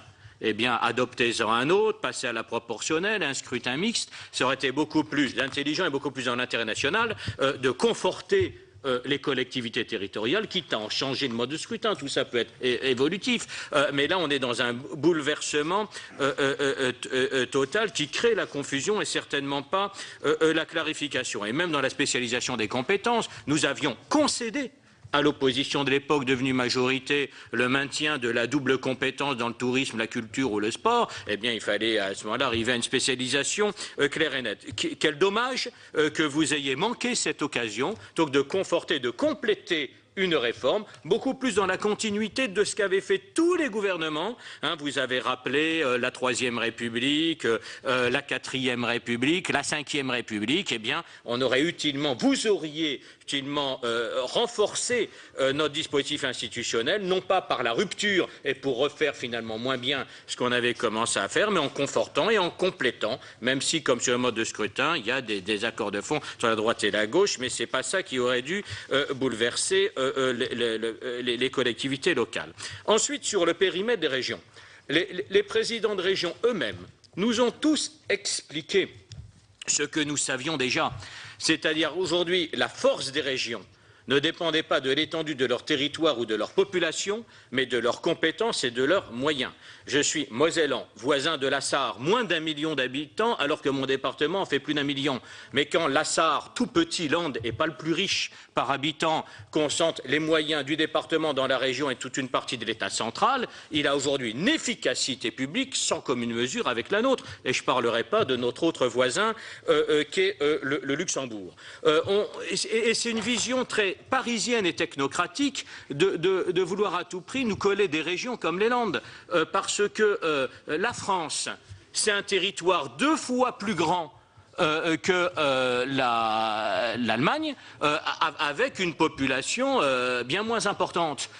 Donc les régions, ce n'est pas que des populations, c'est aussi des territoires. Donc je crois que vous n'allez pas vers l'objectif qu'on veut et qu'au contraire des très grandes régions risquent simplement d'éloigner davantage le citoyen du lieu des centres de décision, ce qui est pour la première fois dans l'histoire de la décentralisation le mouvement inverse de celui qui a été suivi. On est déjà avec des maires qui ont des compétences de plus en plus liées. Demain, ils ne feront même plus leur plus. Ils auront juste le droit de signer les permis de construire en compétences liées de PLU qui auront été définis plus haut, non pas par des élus directs. Et les conseillers généraux vont être déracinés. Un conseiller ou 2 conseillers régionaux pour le Cantal ou pour d'autres députés départements vont rompre cette proximité. Donc, on voit beaucoup plus le pouvoir vers la technostructure, y compris des technostructures de collectivités décentralisées, que vraiment une nouvelle conquête démocratique. Et ce n'est pas de nature à rapprocher le citoyen du pouvoir au moment où la montée des populismes et de l'abstention devrait amener le mouvement inverse. Donc le gouvernement sera-t-il réceptif, je veux dire, aux amendements qui viseront tout de même à limiter les dégâts, à réduire tout de même, à créer des régions un peu moins absurdes. Là aussi, pour la première fois dans l'histoire de la République et peut-être de l'État français, parce que même sous l'Ancien Régime, ça ne se serait jamais produit comme ça, on a quand même eu des régions, des immenses régions, dont une qui va réunir le plateau de Langres à la baie de Somme et l'autre La Rochelle à Bourges, qui ont été définies en une après-midi par les caprices de cour et non pas par une réflexion approfondie. Alors, je crois, Monsieur le Ministre, j'espère clair que le Sénat pourrait s'exprimer dans toute sa sagesse pour retravailler cette cartographie. Et si vous voulez vraiment, vous tenez absolument à des grandes régions et que vous voulez des régions pertinentes, je ne vois pas en quoi le fait d'éventuellement séparer un département de sa région d'origine serait un tabou absolu qui serait absolument inviolable. Si vous voulez vraiment cet exercice de grande région, permettez-nous de le faire pour aboutir au résultat le plus pertinent. Et je m'arrête là, Monsieur le Président, pour pas que vous me reprochiez d'être trop long. Voilà. Eh bien que je n'ai rien dit, Monsieur Grosdidier, mais peu à peu mon discours finit par s'imprimer en vous, et c'est très très bien, parce que vous le tenez vous-même.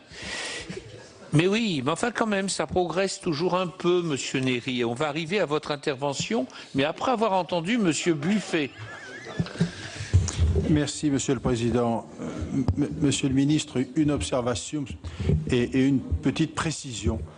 En ce qui concerne l'observation, il s'agit effectivement des propos qui ont été tenus tout à l'heure par les présidents de région qui étaient présents. Force est de constater que le message qui résulte de leurs interventions est la taille a peu d'importance finalement. Ce qui compte, c'est la puissance du territoire et par-delà la puissance économique, puisque c'est ce qu'ils ont dit très clairement. J'aurais souhaité, en tous les cas à titre personnel, que l'on n'évoque pas seulement cet aspect-là des choses, mais qu'on parle aussi un peu plus, ou qu'il parle plus exactement un peu plus, aménagement du territoire. Car il y a vraiment sur ce point-là un sujet, et en ce qui me concerne, je ne trouverai pas totalement tabou de pouvoir franchir quelques étapes et effectivement remettre en cause, si cela était nécessaire, les périmètres existants pour coller réellement sur ce qui est d'important, c'est-à-dire les bassins de vie et les cohérences de territoire. Et puisque vous êtes permis de citer le général de Gaulle tout à l'heure, sur les mémoires d'espoir, vous savez que je les partage grandement, en tous les cas, la philosophie gaulliste est pour moi importante, et je crois que nous avons l'occasion ici, peut-être, de franchir cette étape, d'autant plus que vous venez de nous dire que nous aurions 2 lectures par chambre, donc finalement un peu de temps, donc profitons-en. La question est plus particulière et elle concerne la métropole de Lyon, Monsieur le Ministre, où vous avez indiqué tout à l'heure qu'évidemment les conseillers généraux qui étaient élus sur le territoire de la communauté urbaine devenant métropole verraient leur mandat se terminer, il me semble avoir bien compris, le 1er décembre 2015. Or, je lis dans le texte que nous avons reçu le 31 décembre 2014. Donc nous sommes bien clairs que c'est bien au 31 décembre 2014 que le mandat des conseillers généraux actuels sur le territoire de la métropole cesseront. Oui. D'accord. Ok. Donc, merci. Et on a entendu, enfin bon, je ne vais pas mettre en difficulté ma voisine, mais on avait entendu le 1er décembre 2015 pour ça. D'accord. Très bien. Bon. Merci.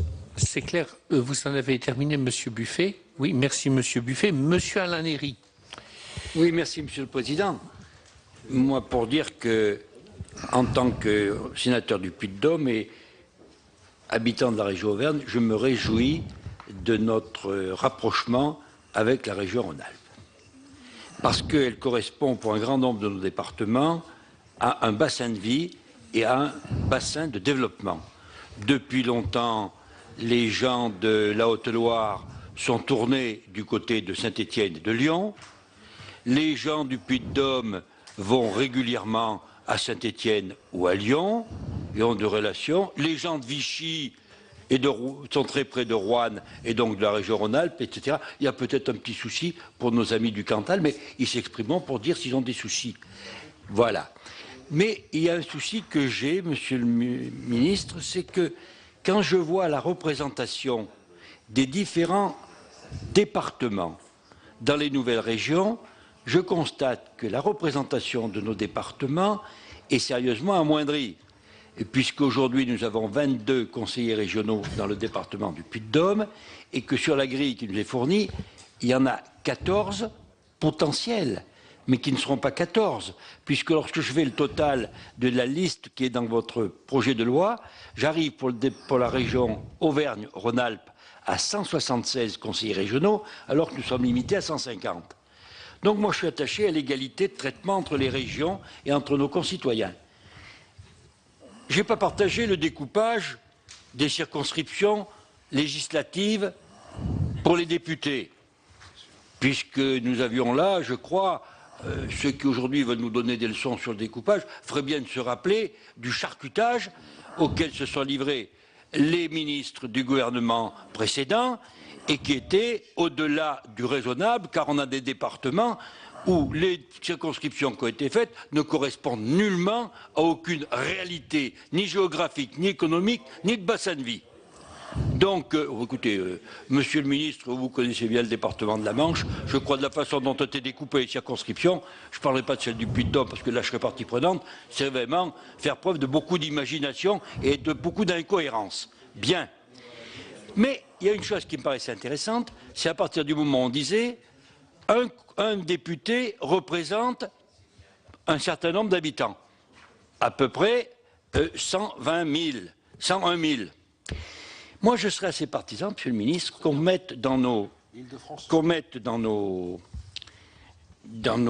critères pour déterminer le nombre de conseillers régionaux une représentation par habitant. Qu'un conseiller régional représente un certain nombre d'habitants, avec ce qui a été fait dans certains cas, peut-être un nombre minimum et un nombre maximum, un plancher et un plafond. Je m'explique pourquoi un plafond. Parce qu'on aurait des départements très peuplés qui arriveraient peut-être à écraser les autres. Mais pour les petits départements, nous risquons d'avoir quand même quelque chose d'assez extraordinaire, monsieur le ministre. Je ne veux pas citer de département pour faire de peine à personne, mais vu la répartition, et après avoir fait quelques simulations, puisque la répartition se fera selon les règles précédentes, nous avons des départements tout petits qui auront un représentant. Eh bien, celui qui aura un représentant, il a déjà un seul député, il a déjà un seul sénateur. C'est-à-dire que pour représenter la même circonscription, le département, vous aurez trois élus différents, avec la même circonscription. Écoutez, des fois, il est assez difficile de faire cohabiter 2 ou 3 caïmans dans le même marigot. Là, je crois qu'on prendrait quelques difficultés supplémentaires. D'autant plus que nous aurions un député qui, lui, est élu au suffrage universel direct et un sénateur qui a un corps électoral différent, ce qui peut permettre une cohabitation, mais entre le conseil régional qui sera tout seul et le député qui sera tout seul, ils auront le même territoire et le même corps électoral.